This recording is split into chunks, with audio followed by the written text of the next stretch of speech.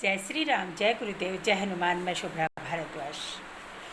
श्रावण का महीना चल रहा है, जैसे कि सभी को इस चीज़ से सब विदित है, सभी को ज्ञान है कि क्या क्या करना चाहिए, श्रावण मास में क्या नहीं करना चाहिए। गुरुदेव ने एक बहुत ही प्यारा सा उपाय बताया है कि श्रावण मास में भी करें, और वैसे भी आप लगातार भी अगर किसी चीज़ के लिए करते हैं तो बहुत ही फ़ायदेमंद है ये। और श्रावण मास में जो शिव जी की जो चीज़ें शुरू कर दी जाती हैं, वो आप अगर 1 साल तक करते रहते हैं तो उसमें कोई भी आपको तकलीफ़ नहीं है, क्योंकि जब तक आपका कार्य नहीं बनता है, जब तक आप उस कार्य को शुरू रखें और करते रहें, इसमें कोई भी तकलीफ़ नहीं होगी, ना ही कोई आपके ऊपर गलत प्रभाव पड़ने वाला है, ऐसा गुरुदेव ने कहा है। जो व्यक्ति बहुत ही ज़्यादा बीमार रहता है, मैं आपको 2 उपाय बताऊंगी, बहुत ही सटीक और बहुत ही कारगर उपाय बताऊंगी। दोनों को बड़े ध्यान से सुनिएगा और बड़े विश्वास से कीजिएगा। आपको करना क्या है कि बहुत ही ज़्यादा अगर कोई व्यक्ति इतना बीमार रहता है कि बार बार दवाइयाँ चलती ही रहती हैं, कभी ठीक नहीं होता, एक बीमारी ठीक होती है फिर वो दूसरी हो जाती है, एक बीमारी ठीक होती है फिर तीसरी लग जाती है, मतलब किसी न किसी प्रकार से उनको दवाइयों से उनका पीछा नहीं छूट रहा है। तो गुरुदेव कहते हैं कि एक काली मिर्च लो, एक काली मिर्ची, और जो बीमार व्यक्ति है उसके ऊपर एंटीक्लोक 21 बार आप वार करके उसको, और ओम नमः शिवाय नमस्तुभ्यम का जाप करते हुए,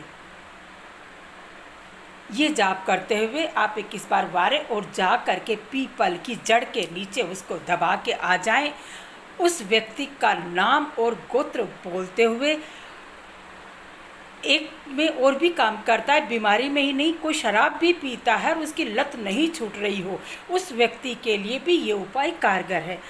तो गुरुदेव कहते हैं कि ये उपाय करने से, पीपल की जड़ में उस काली मिर्ची को दबाने से बहुत फ़ायदा पड़ेगा। ये कार्य आप सोमवार को भी कर सकते हैं, इतवार को भी कर सकते हैं, शनिवार को भी कर सकते हैं, मंगलवार को भी कर सकते हैं, आप कभी भी कर सकते हैं। श्रावण मास से आप इस कार्य को शुरू करें, आप देखिएगा बहुत ही लाभ मिलने वाला है। दूसरा, अगर किसी के बहुत ज़्यादा कर्जा हो चुका है, इतना कर्जा हो गया है कि उतरने में नहीं आ रहा है, वो आदमी बहुत परेशान है, जाने उसे किसी ने उसके ऊपर, घर के ऊपर किसी ने कुछ करा दिया, जाने कुछ हो गया, तो आपको ये लगता है कि शायद मेरे घर में वास्तु दोष भरा हुआ है, शायद मेरा बेड ढंग से नहीं डला हुआ, हो सकता है कि मेरा जो किचन में जो मैं गैस चूल्हा रखती हूँ वो ढंग से नहीं रखा हुआ, या हो सकता है कि कोई मेरे घर में आ गया, उसने कुछ करा दिया हो। मतलब तरह तरह के आदमी को वहम आते हैं। जब आदमी का व्यापार रुकता है, जब भयंकर कर्जा होता है, बीमारियाँ आती हैं, एक काम होते होते रुक जाता है, तो व्यक्ति अनेकों उसके अंदर सोचता रहता है। तो सोचने की मेरे बहन भाइयों बिल्कुल भी ज़रूरत नहीं है। भोले बाबा आए हैं आपके पास, और अभी कृष्ण पक्ष खत्म हो चुका है, और अब इन 15 दिनों में जो भी आप उपाय करेंगे बहुत ही फलीभूत होने वाले हैं, ऐसा गुरुदेव कहते हैं। और गुरुदेव ने अपने मुख से कोई चीज़ बोली है, वो कभी असफल हो, ऐसा मेरे साथ आज तक नहीं हुआ है। हो सकता है, मुझे मेरे गुरु के ऊपर बहुत अथाह विश्वास है, इसलिए मुझे मेरे जो भी मैं कार्य करती हूँ गुरुदेव के बताए हुए, वो मेरे को सक्सेसफुल देते हैं, आपको भी देंगे।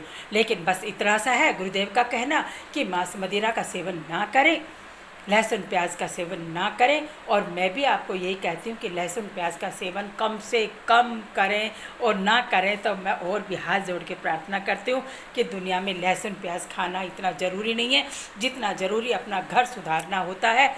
तो उसके लिए मैं आपको एक उपाय और बता रही हूँ। इतनी चीज़ें आपकी एक साथ ख़त्म होने वाली है। एक बार ये उपाय करना है, लेकिन आप हर 7वें दिन इस उपाय को कर लें, या महीने में 2 बार तो इस उपाय को करते रहना चाहिए आपको।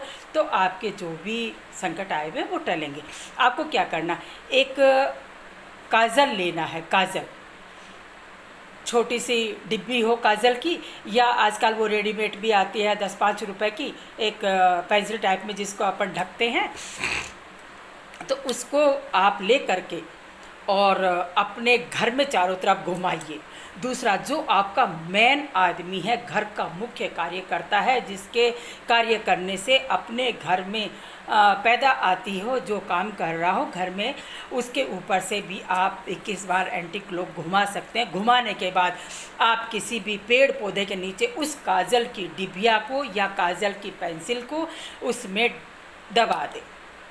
देखिएगा 1 महीने में, 2 महीने में, 3 महीने में तो आपका कार्य इतना ऊंचाइयों पर चलने लगेगा कि आप मेरे गुरु को धन्यवाद देंगे। विश्वास कीजिएगा और कार्य कीजिएगा। इसी के साथ मैं फिर कोई छोटा सा उपाय लेकर के आपके सामने आऊँगी और करिएगा जरूर, बड़े विश्वास के साथ करिएगा। इसी के साथ जय श्री राम, जय गुरुदेव, जय हनुमान, हर हर महादेव।